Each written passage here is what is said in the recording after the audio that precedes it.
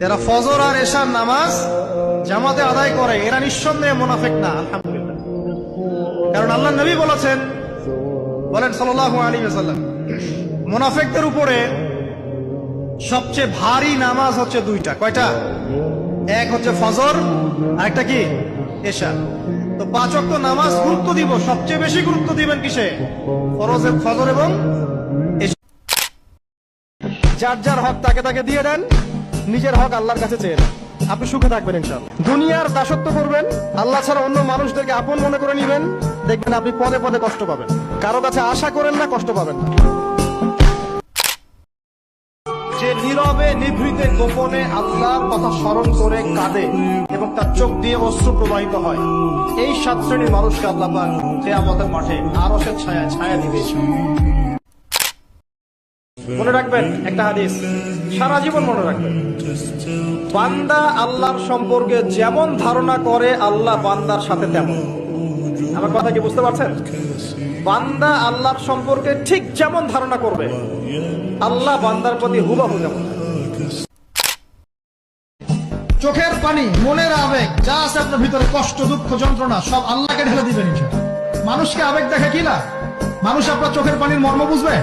মানুষ কি মানুষের চোখের পানির মর্ম বুঝে? সালাত নাই, ইসলাম নাই। কেউ যদি মনে করে আমি নামাজ পড়ি না তারপরে মুসলিম, এটা একটা ডাহা মিথ্যা কথা। নামাজ না পড়লে কেউ মুসলিম থাকে না। নামাজ কেউ যদি ছেড়ে দেয়, মান তারাকা সালাতান মুতাআম্মিদান ফাকাদ কাফার। নবী সাল্লাল্লাহু আলাইহি ওয়াসাল্লাম বলেছেন, কোন ব্যক্তি যদি সালাতকে ইচ্ছা করে ছেড়ে দেয়, কোন ব্যক্তি যদি নামাজকে ইচ্ছা করে ছেড়ে দেয়, সে ব্যক্তি কুফরি করে।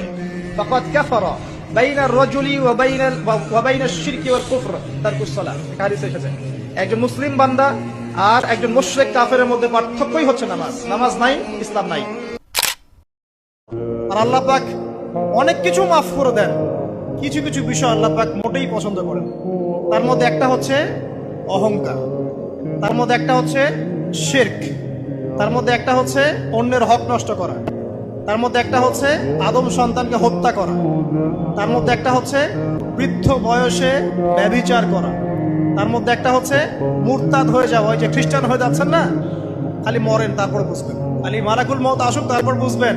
আল্লাহ রাব্বুল আলামিন বলছেন তার রাসূলের মাধ্যমে, কেউ যদি সাক্ষ্য দেয় আল্লাহ ছাড়া কোনো মাবুদ নাই, মুহাম্মদ সাল্লাল্লাহু আলাইহি ওয়াসাল্লাম শেষ নবী, ঈসা ইবনে মারইয়াম আল্লাহর প্রেরিত নবী, আল্লাহর পুত্র নন, জান্নাত সত্য এবং জাহান্নাম সত্য, এই 5টা বিষয় যদি কেউ সাক্ষ্য দেয়, ইনশাআল্লাহ সে জান্নাতে যাবে, তার আমল যেমনই হোক।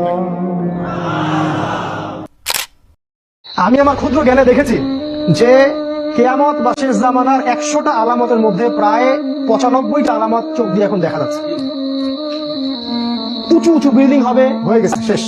মানুষ 99% মানুষ সুদ খাবে, দেখেন 100% মানুষ এখন সুদ খায়। জিনা বেড়ে যাবে, জিনা বেড়ে গেছে। ব্যভিচার বাড়বে, ব্যভিচার বাড়ছে। ধর্ষণ বাড়বে, ধর্ষণ বাড়ছে।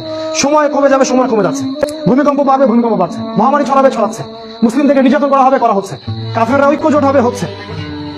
রক্তপাত ঘটবে, হচ্ছে। মানুষ হত্যা করবে, জানবে না কেন হত্যা করছে, মরবে কেন জানবে না কেন মরলাম, এগুলো হচ্ছে। এমন কোন আলামত নাই, এমন কোন আলামত নাই। মেয়েদের বেহায়াপনা বাড়বে, বাড়ছে। ফ্যামিলিস্ট রেভলিউশন বাড়বে, বাড়ছে। ইসরায়েল শক্তিশালী হবে, হয়ে গেছে। এবং ওদের জোট গঠিত হবে, আল্লাহ বলেছেন, সেটাও হয়ে গেছে। আমি আমার ক্ষুদ্র জ্ঞানে বলছি যে এমন কোন আলামত আমি দেখছি না যেটা প্রায় এই 95টা আলামত 100টার মধ্যে এখন পাওয়া যায়। কয়েকটা পাওয়া যায় না, সেটা সামনে আসবে। যেমন বললাম, আমেরিকার পতনের পরে এরপরে ইসরায়েল হবে এই বিশ্বের রুলিং স্টেট, এবং সেই দেশ থেকেই দাজ্জাল বের হবে এবং সারা বিশ্ব শাসন করবে। তারপর কি হবে? তারপরে এই মালহামাটা হবে, যার কথা বললাম। অথবা এই মালহামার পরে ইসরায়েল হবে এই বিশ্বের রুলিং স্টেট।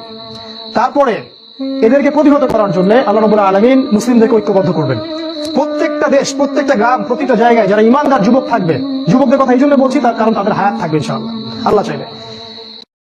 ভিডিওটি ভালো লাগলে লাইক করবেন এবং এরকম আরও ভিডিও পেতে চাইলে সাবস্ক্রাইব করে পাশে থাকা বেল আইকনটি বাজিয়ে রাখবেন। ধন্যবাদ।